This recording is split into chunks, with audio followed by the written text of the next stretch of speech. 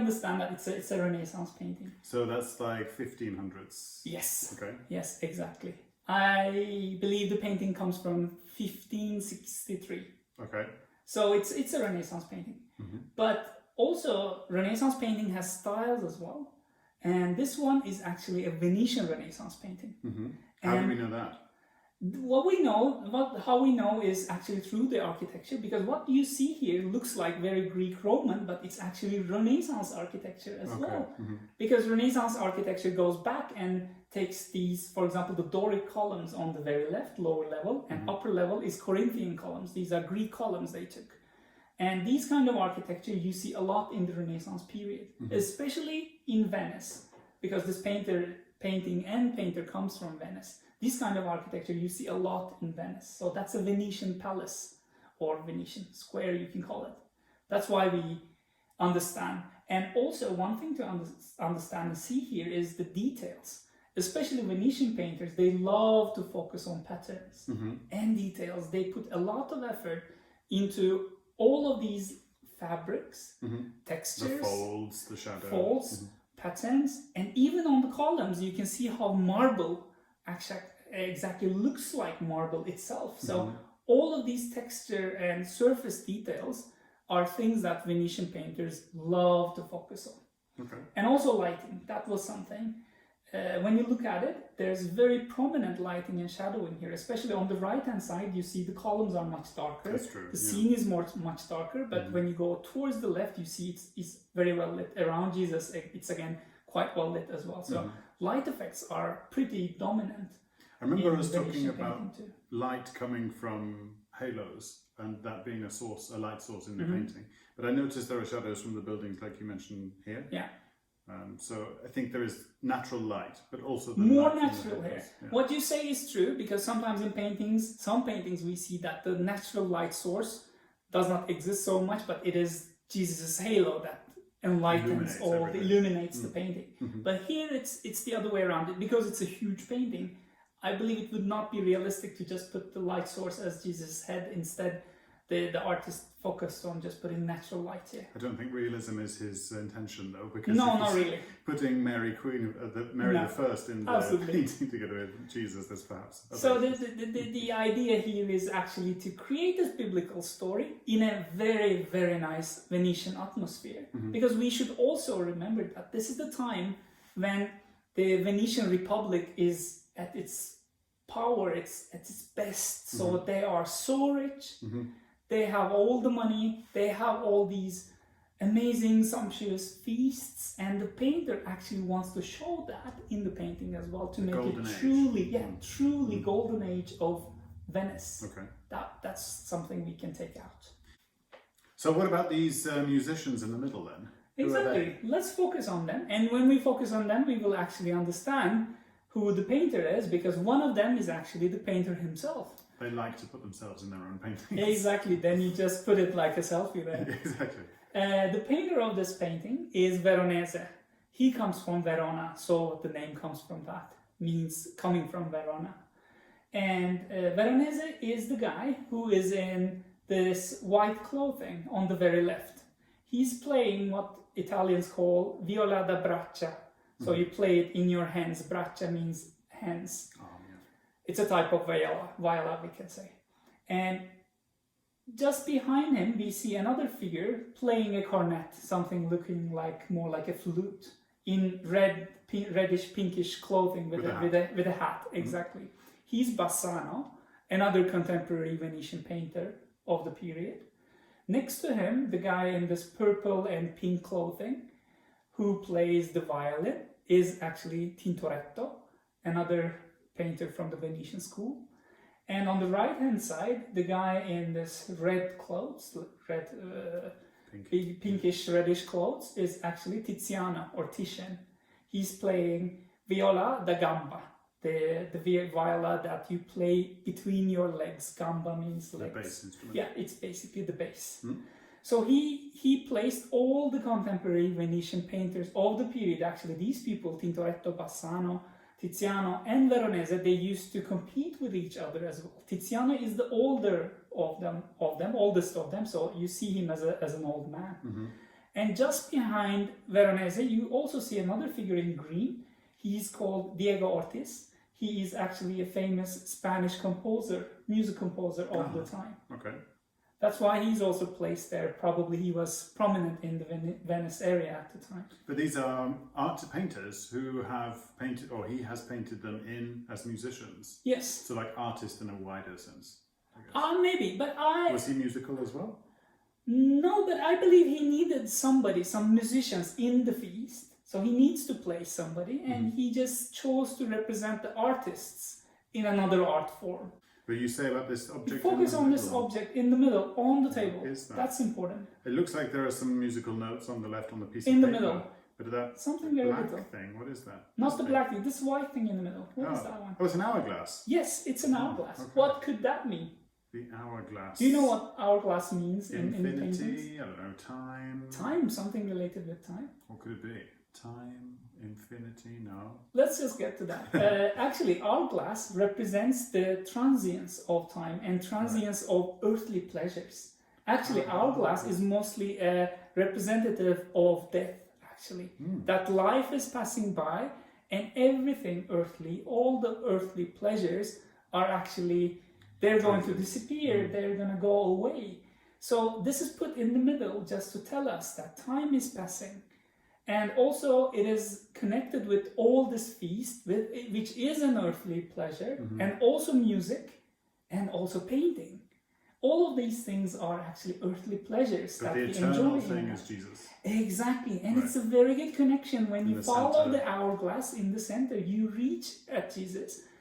And when you believe in Jesus, then you overcome this transience, because then you reach infinity With the through kingdom of heaven. faith. Exactly, kingdom of heaven. These are all the references put together.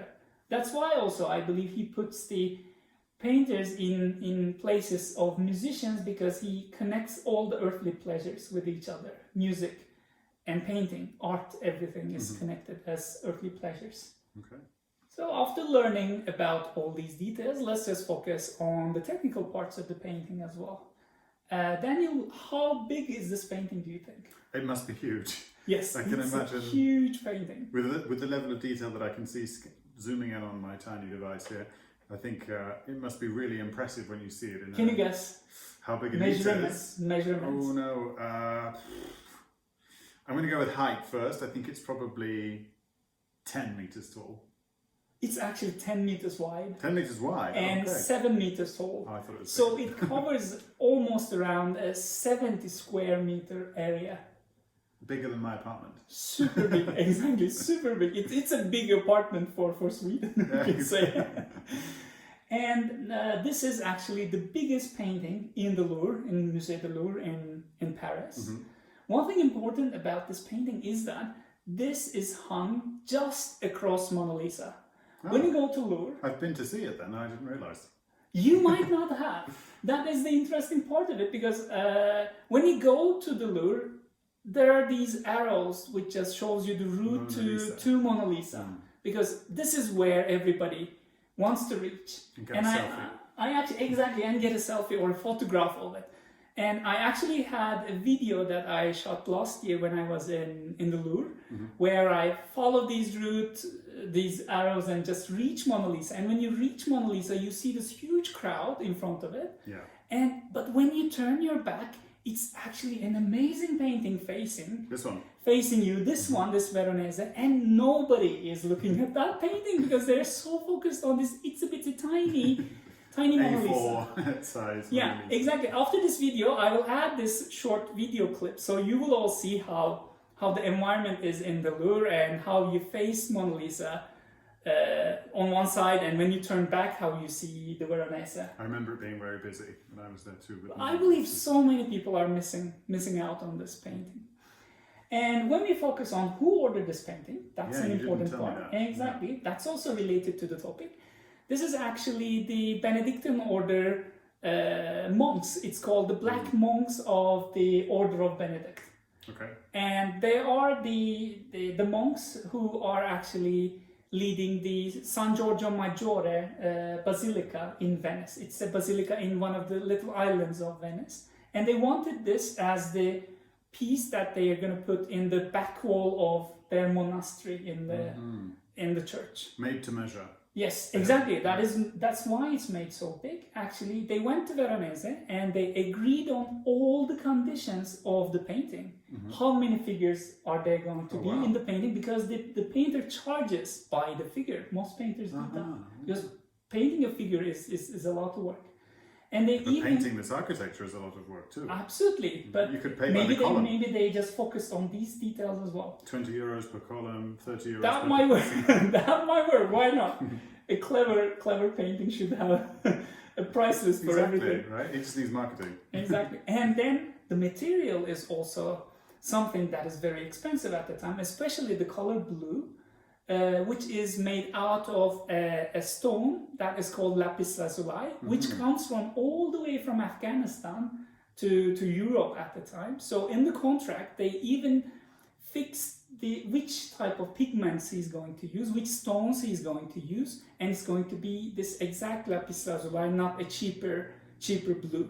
But is that the blue for the sky? Mostly for the sky or the blues in the clothes. Right. Actually, there are different ways of getting blue at the time, but lapis lazuli is the most expensive one, the best one, and you see a lot of this shade of blue in Venetian paintings because Venice, Golden Age, exactly. That's what we taught. That's why everything, all these details, they have fixed at the period. I think it's really interesting to identify which colours are thought of as expensive or cheaper colours, because now you don't think about that really. The colour is just so free. Because it's all fabricated today in tubes. But at the time they used to receive those stones, they used to grind them, mix them with oil. It's a lot of work, we can say. And when we talk about this painting, you actually asked this question as well, how it was received at the period. When people saw all this feast environment with Jesus blended in, how did they see this?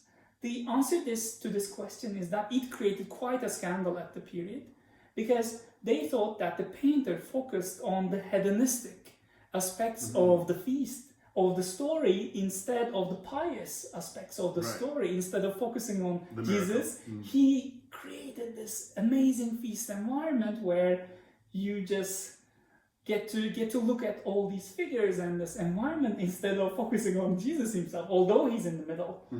So that created a lot of discussion at the time. But discussions or these kind of scandals is nothing that Veronese is foreign to, I can say, because he's one of his later paintings was even questioned at the Inquisition. He ended up in having a trouble with the Inquisition as well. Not this one though. But it is supposed to be a wedding, so it needs to be quite opulent, I guess. Exactly. And it is to show how powerful Venice is. He wanted to show two things at the same painting. It's interesting to think about also the agenda that the painter has. They want to show on the one hand how rich Venice is and how they can afford to do something like this, but also carry the religious message across. And show on the left here the important characters from the time. Exactly. And his talent. This is a showcase to show his talent to people, and because anybody who sees this might be a future client. Exactly. Everything is an advert. Yes, exactly. Any questions? No, I think this is a fantastic piece. I'm looking forward to going and not seeing the Mona Lisa when I go to the Louvre. Instead, I'll turn around and look somewhere else. All the easy people are going for the Mona Lisa, and I'll turn around with my back to it instead. Now it's going to make a difference. What an excellent painting, though, and what a story. Good that you liked it. That's all for today on Wedding at Cana by Veronese. Thank you very much for watching us. Stick around for more idiots' questions about fine art. Stay tuned for Art Talks for Beginners. Goodbye. Goodbye.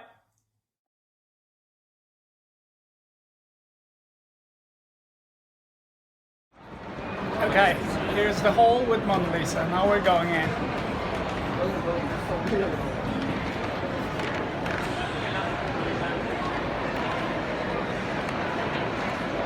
And we see all this crowd in front of the painting, trying to take pictures.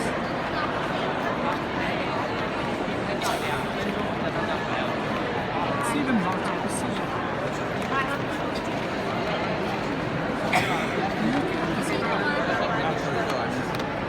ขึ้นชมกันเลย这儿呢这儿呢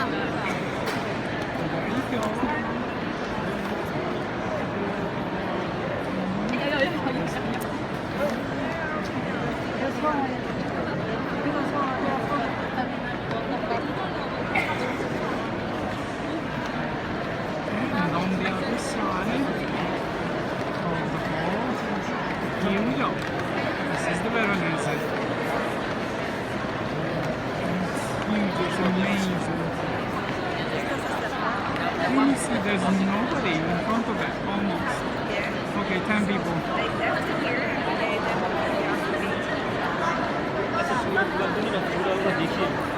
This is the largest painting in the museum.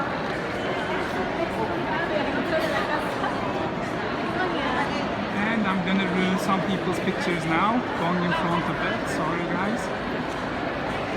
Look at this magnificent building.